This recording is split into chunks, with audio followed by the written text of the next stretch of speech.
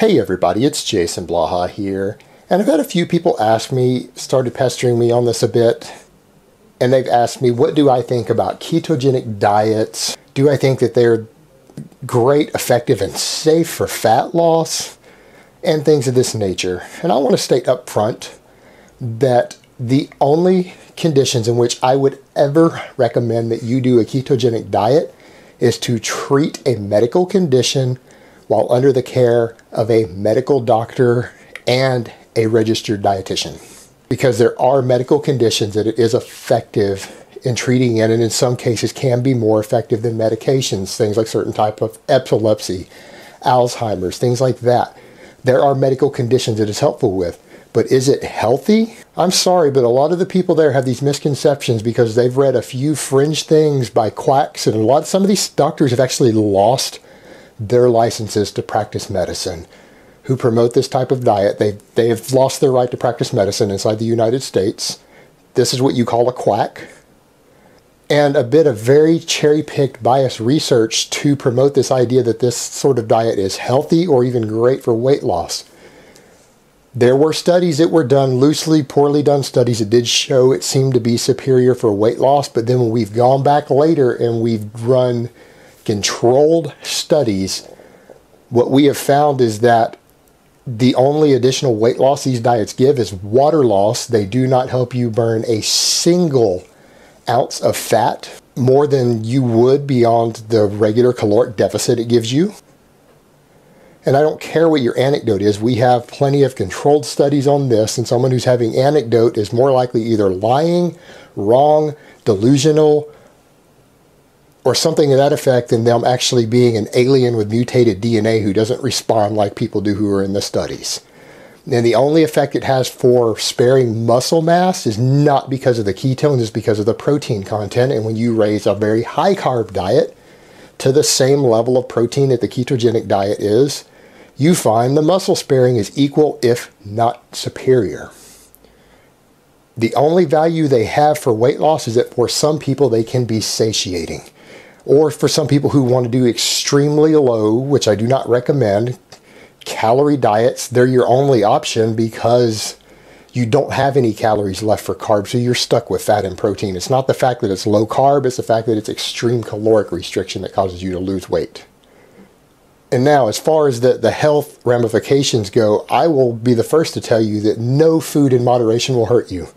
But a ketogenic diet is not moderation. You're eating gigantic amounts of fatty meat.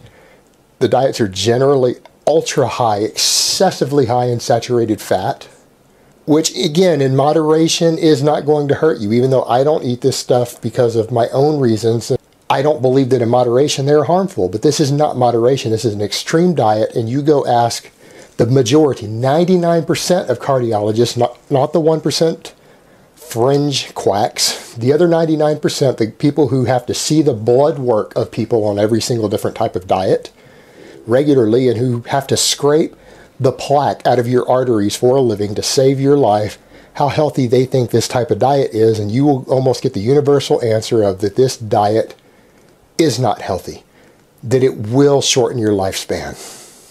You go talk to any proctologist who for a living has to remove the tumors from people's colon. What he thinks an ultra high fat, particularly saturated fat diet, low fiber diet like a ketogenic diet, if it's healthy or not, and he will tell you no, it will predispose you to colon cancer at a dramatically higher rate than the normal population.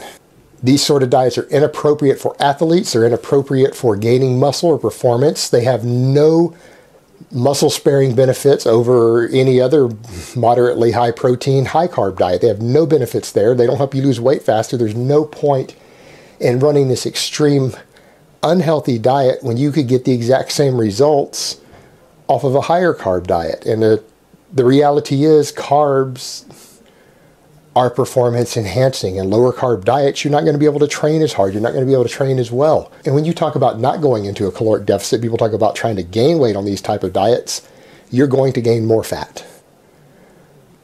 Because ultimately, in order priority of how fattening they are, it goes protein, then carbs, then dietary fat. And an ultra high fat diet like this, you're going to gain less muscle and you're going to gain more fat.